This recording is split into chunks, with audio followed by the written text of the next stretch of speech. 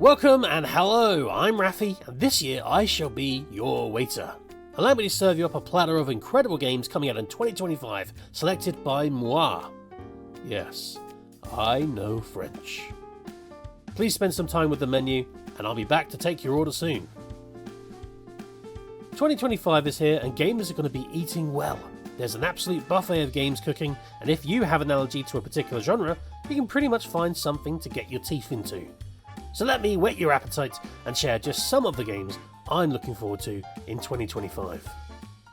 Light No Fire is the next big game from Hello Games. They developed No Man's Sky, which had a really rocky launch, and it wasn't quite the game players expected. However, over the years, the team supported the game with post-launch updates and over-delivered on the original promises. Because of how they handled No Man's Sky, their studio reputation has reached impossible levels, and whatever they make next, I want to be part of their journey. Light No Fire is being shown as a building/survival game on a fantasy planet the size of planet Earth, but we still don't know much regarding the gameplay or how online multiplayer will work. There are some really interesting choices of words on the Steam page that get me excited. Strike out alone to discover the world for others. For others? This makes me feel that day one, players will have no understanding of what materials, resources or enemies are on the planet, and it's up to the community to venture out, discover and share their experiences with other players. This sort of fizzles out if what is important is playing with friends together, and one can just teleport to the friends and explore every single part of the map quickly. But still, kinda got me excited at the thought of being a cartographer and mapping unmapped lands. Monster Hunter Wilds. This series has always been on my mind because I never felt that the stars truly aligned to get me into it properly. But a big feature is coming to this game which completely changes everything. Crossplay. That's right, I've had loads of friends interested in the series, but I've had some who play on PC, some who play on PlayStation, and some who play on Xbox. I could never feel like I was building a character because I had to keep starting from scratch when playing with someone new. Now we've got crossplay, I'm all in, baby! This is one of those games that I'm thinking of actually playing regularly on stream and creating more content on. It's a series that always fascinated me, and this feels like the best time to really get into the series. Plus, how could I pass up on the chance to title my video, Monster Hunting Monsters in Monster Hunter? Honcho is a game where you take on the cutthroat world of vending machine tycoonism, but it's not just a vending machine tycoon simulator, there's more than that. Here's the short description, and apologies for any mispronunciation. Take on the Keiritsu and reclaim your grandfather's rightful spot amongst Japan's financial elite. Use your bespoke K-truck to deliver packages, purchase real estate, and expand your company to show them you're more than just another sukapan. There's 3 words here that need a little explanation. The word Keiritsu means a connected number of Japanese businesses which are closely connected through shareholdings. Sukaban translates to delinquent girl, and a K-truck is a Japanese-style mini-truck. This truck is sort of the core component of the game. As you drive it, you repair it, you modify it, and use it to complete deliveries. If you're familiar with the developer's previous work on Jalopy, you'll know that the car is everything, and the other mechanics complement the use of this vehicle. I love learning about Japanese culture, and I'm really looking forward to exploring it in Honcho. It takes place during the Showa era, between 1926 and 1989, but probably more likely towards the latter end of that. I'm curious to see if there'll be a nod to some iconic vending machine areas in the game, like the Sagamihara vending machine park, which has over 100 retro-style vending machines from the 1970s to the 1980s.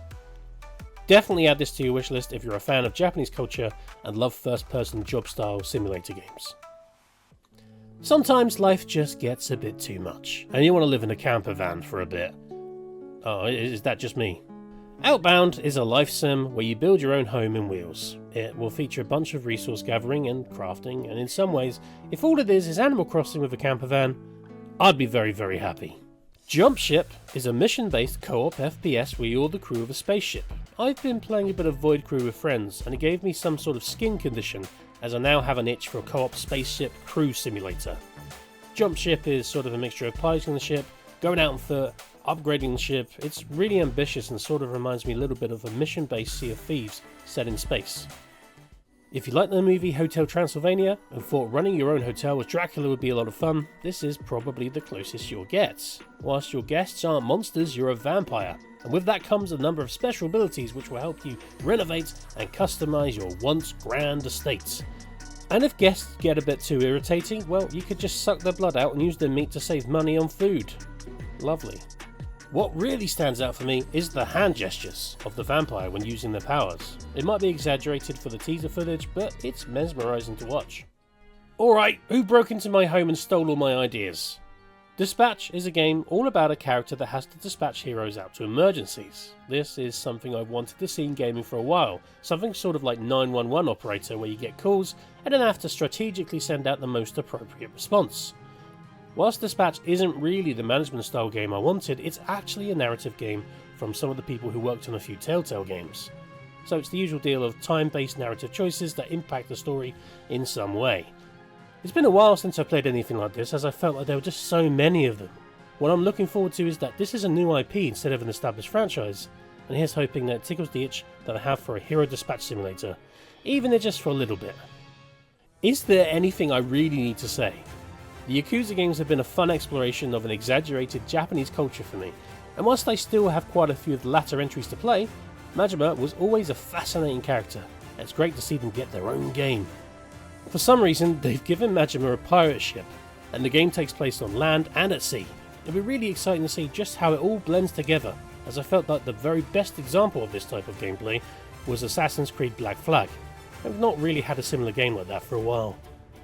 What I love about the Yakuza games is just how over the top the series is, and with Majima being the main protagonist, I feel like it'd be crazier than any other game in the series. So there we go. I hope you found something on the menu to your taste. Please leave your order in the comments and let us know if you have any sort of allergies. Bon appetit for 2025.